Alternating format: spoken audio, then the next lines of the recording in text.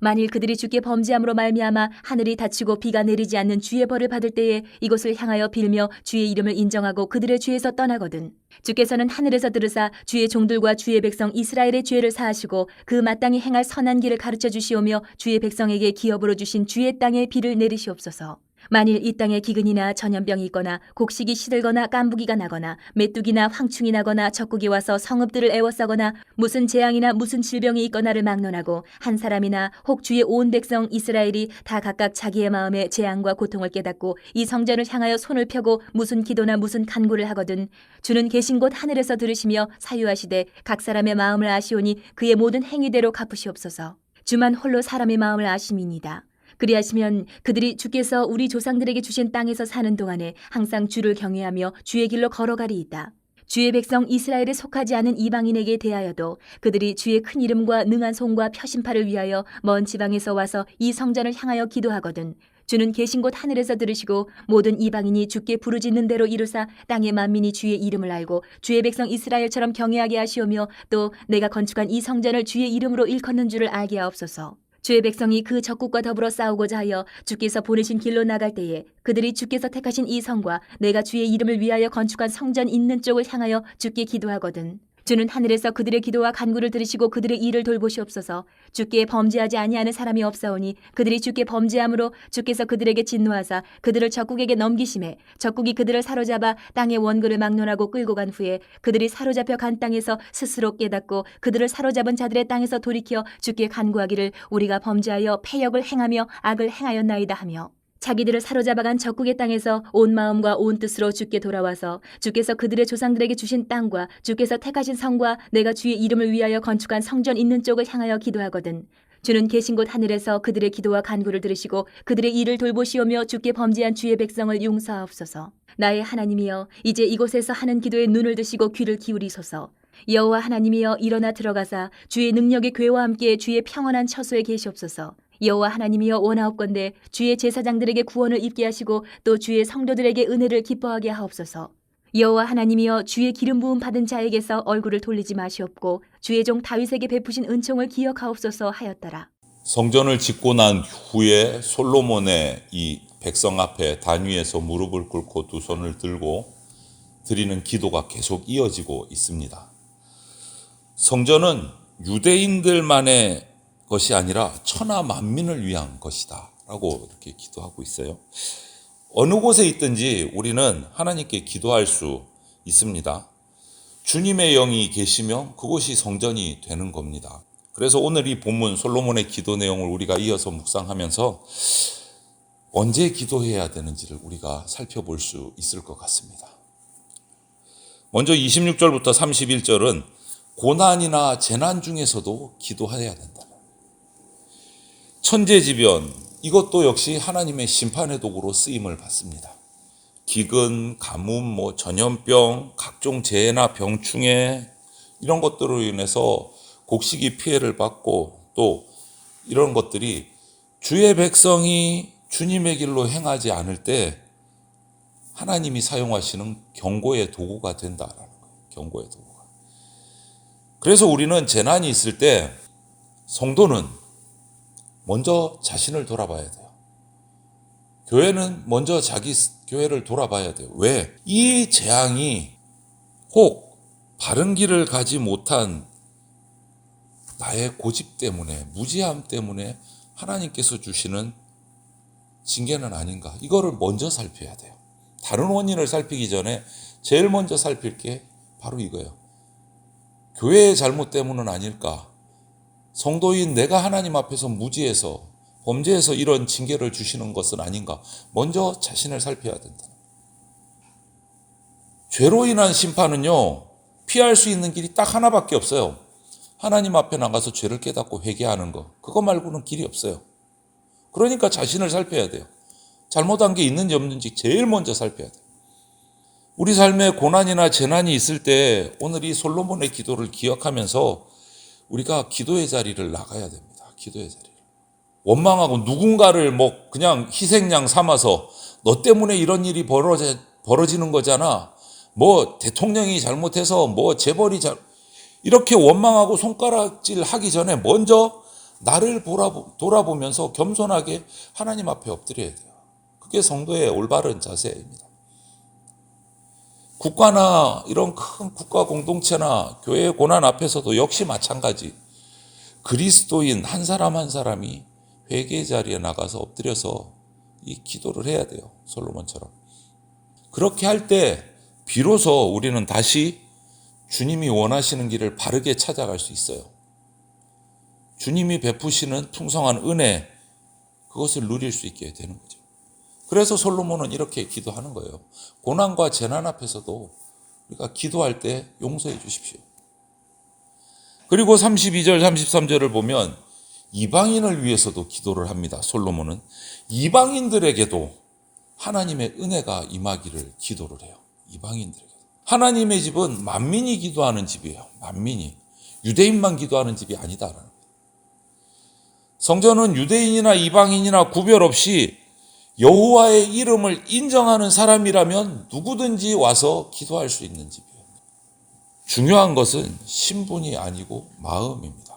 지난주인가 제가 좀 또 특별한 경험을 했어요.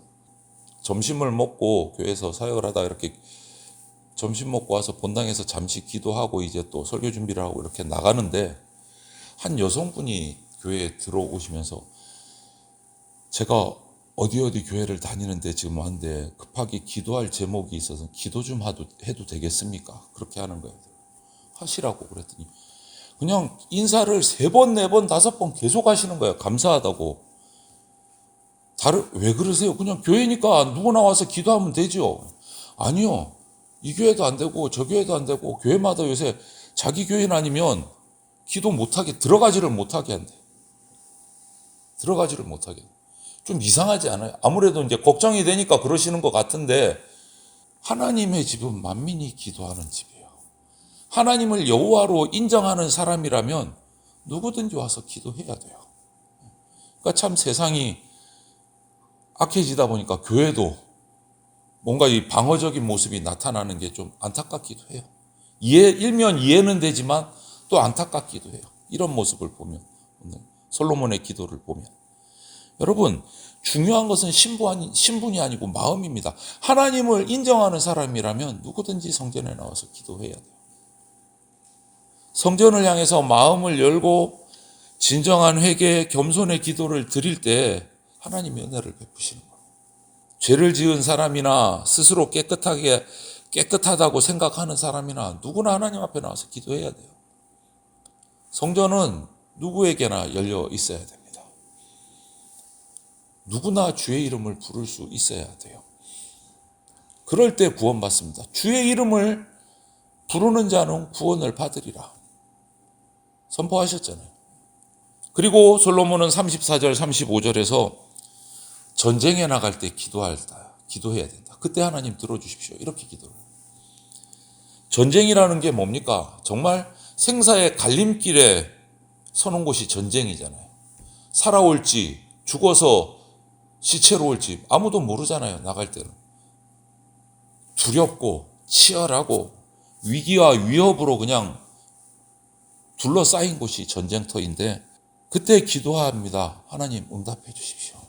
우리 인생이 전쟁터라고 하죠. 매일매일 우리 성도들은 영적 전쟁을 치르면서 살아가야 됩니다. 빌라델비아 교회처럼 정말 능력이 눈에 보이지 않을 것밖에 없는 작은 능력이라도 이 인생의 전쟁터에서 성도로서 살아가려면 진짜 전쟁이에요. 전쟁. 조금 준비 잘못하면 신앙 고백도 그냥 내버려야 되는 상황이잖아요. 자기 힘만으로는 그 전쟁을 다 치를 수가 없는 거예요. 시험에 들지 않도록 성령께서 붙들어 주시도록 기도해야 돼요. 그래서 솔로몬은 전쟁터로 나갈 때 기도합니다. 응답해 주십시오. 라고 기도하는 거예요. 여러분, 하나님께서 우리가 인생의 삶을 살아갈 때 악에서 구해 주시기를 우리가 기도하시기를 바랍니다. 세상에서 승리할 수 있도록 기도해야 돼요. 오늘 하루 우리가 이제 새벽 기도하고 나가서 하루를 살아낼 때 전쟁터로 나가는 마음으로 나가야 돼요. 그리스도인이라면. 그렇기 때문에 기도해야 돼요. 승리할 수 있도록. 하나님이 도와주셔야만 영적 전쟁에서 승리할 수 있습니다. 우리 힘만 가지고는 안 돼요. 여호와는 승리의 깃발입니다. 그리고 솔로몬은 또 36절부터 39절에서 포로되었을 때 기도합니다. 포로되었을 때 기도하면 우리 죄를 용서해 주시고 구원해 주십시오. 이 기도를 해요, 솔로몬. 여러분, 포로의 삶 얼마나 비참합니까? 포로에 된 삶. 자기의 목숨이 적군에게 달려 있는 거잖아요. 언제 죽을지 모르는. 하지만 여러분, 죽고 사는 것은 적군에게 있는 것이 아니고 하나님 손에 달렸습니다. 라고 고백을 하는 거예요, 솔로몬. 포로된 곳에서 정말 회개하고 하나님 앞에 돌아서면 하나님은 적군의 마음도 움직이셔서 구원해 주십니다. 성경의 그 기록들이 이스라엘 백성을 통해서 우리가 볼 수 있는 기록들이 있잖아요. 아수르로 바벨론으로 다 우상 숭배하다가 하나님께로부터 떠났다가 징계받아서 다 포로되어 잡혀가잖아요. 나라를 잃어버리고. 그런데 결국은 그곳에서 다시금 훈련받고 연단받아서 엎드릴 때 자신들은 뭔가 전쟁한 것도 없는데 적군의 대왕의 마음을 돌이키셔서 다시 이스라엘로 돌아오는 귀환하는 역사가 일어나잖아요. 이거예요. 포로되어 갔을 때 우리 죄를 깨닫고 기도하거든 구원해 주십시오. 이것이 솔로몬의 마지막 기도예요. 성전을 짓고 나서. 여러분, 어려움을 당할 때 우리도 마찬가지입니다. 나에게 둘러싸여진 이런 적군들과 같은 주변 상황만 보기보다는 그래서 절망하지 말고 하나님을 바라보고 기도해야 됩니다. 하나님을 바라보고. 성전은 이처럼 유대인들만을 위한 것이 아니라 천하 만민을 위한 겁니다.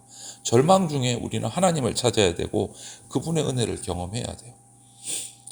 하나님은 하늘의 보좌를 정하시고 자기 백성을 살피시고 그들이 기도할 때 응답하시는 분이십니다.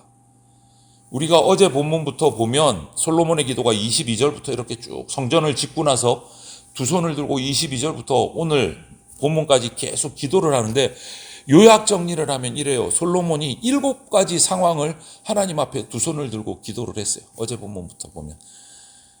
첫째는 억울한 백성이 있을 때 공정한 재판이 이루어지도록 성전에서 22절부터 기도. 두 번째는 24절부터 보면 전쟁에 패했을 때 기도하면 용서와 회복이 일어나는 성전이 되도록 기도를. 세 번째는 26절부터 비가 내리지 않았을 때 그 이유가 내 죄 때문이라면 회개하는 성전이 되게 해달라고 기도해요. 그리고 다섯 번째 기도는 32절부터 이방인들도 하나님을 찾아서 성전을 향해서 기도하면 응답해 주십시오. 열려있는 성전이 되게 해달라고. 그리고 여섯 번째 34절부터 보면 전쟁터로 나가기 전에 먼저 무릎 꿇고 기도하는 성전이 되게 해달라고 기도해요. 그리고 마지막 7번째는 이스라엘이 멸망해서 포로로 끌려갔을 경우를 말하면서 36절부터 기도를 해요. 왜? 이거는 뭘 근거냐? 앞에서 다윗의 왕조를 영원하게 해주시겠다고 약속하셨으니까 우리가 멸망해서 포로로 끌려가도 이 약속 지켜주십시오. 왜? 이 약속을 지키려면 다시 돌아와야 왕조가 생기니까. 엄청난 죄를 저질렀어도 깨닫고 주님의 성전을 향해서 포로된 그곳에서 기도할 때 하나님 다시 기회를 주십시오. 이렇게 7가지의 기도를 한 거예요. 성전을 향해서.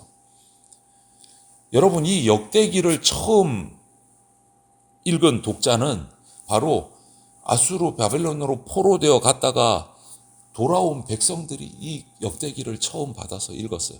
그런데 이 솔로몬의 성전 공사의 이야기, 성전을 짓고 나서 솔로몬 왕이 하나님 앞에 드린 이 기도의 내용을 읽고 특히 7번째 내용, 포로로 잡혀갔을 때 자기들이 포로로 되기 전에 솔로몬 왕이 벌써 기도해 내온 내용이에요. 우리가 포로로 잡혀가서 죄를 저질러서 기도했을 때 우리를 다시 돌아오게 해주십시오. 이 기도가 벌써 자기들 앞에 기도가 돼 있던 거예요. 그런데 자기들이 돌아와서 보니까 말씀을 읽으니까 기도대로 응답된 거예요.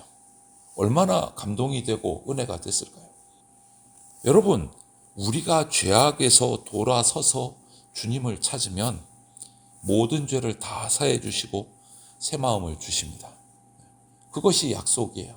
솔로몬은 하나님이 자신이 지은 성전에 임재하시기를 간절히 소망을 합니다. 40절부터 42절을 보면 이 말은 뭐냐면 솔로몬의 마음에 들어있는 이 마지막 기도는 아무리 귀중하고 화려하고 정말 소중한 보석으로 성전을 지었어도 크게 지었어도 하나님이 계시지 않으면 그것은 성전이 아니다.